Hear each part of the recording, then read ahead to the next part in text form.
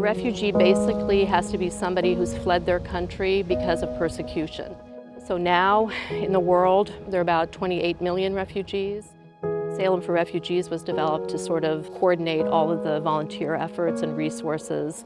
And Cliff started coming to the meetings, and he just got the idea, you know, the Y is a community organization. It'd be such a great thing for these new families, our new neighbors, to become a part of the Y, to get memberships, to go to the camps, to really start feeling like they're a part of Salem, like everybody else.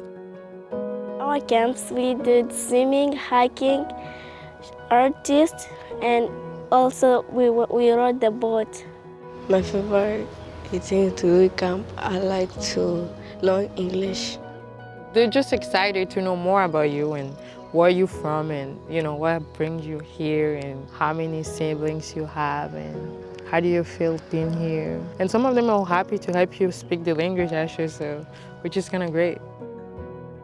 For the last couple of years, we've been really privileged to partner with the YMCA to provide the summer camp for our new neighbor kids. We call them new neighbors, the refugee kids, and it was amazing. There was transportation and full scholarships for most of the kids to go the whole summer.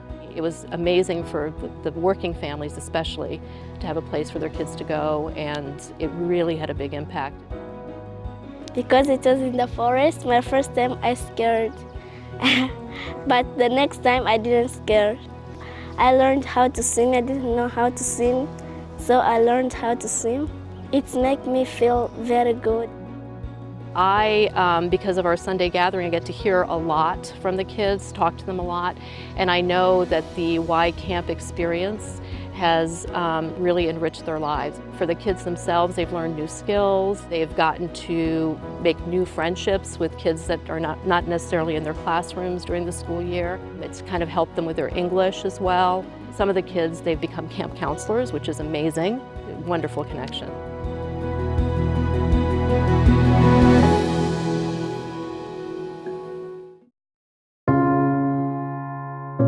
It's life, you know.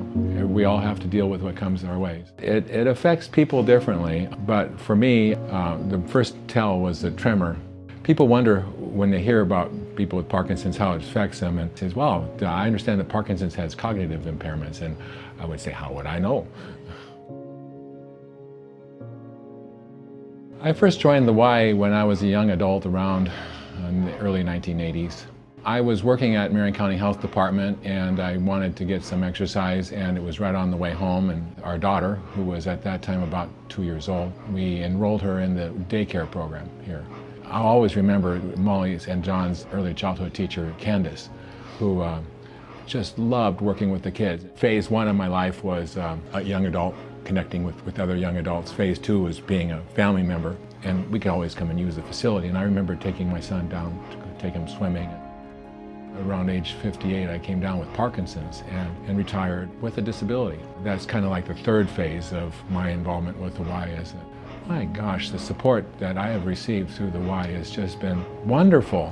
They learn your name, they greet you with enthusiasm, get to know you, your comings and goings, and make sure that whatever activity that you're involved in are adapted to your strengths and abilities, and make sure that you're doing whatever you're doing is doing it safe.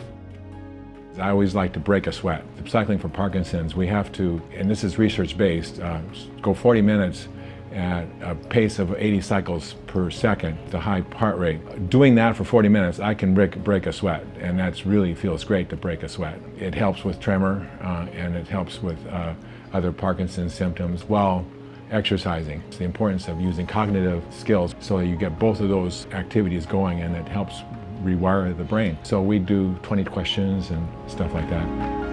It opens up levels of friendship and connections that I hadn't known about before, especially within the Parkinson's community. I just want the community to know that the YMCA is here for you.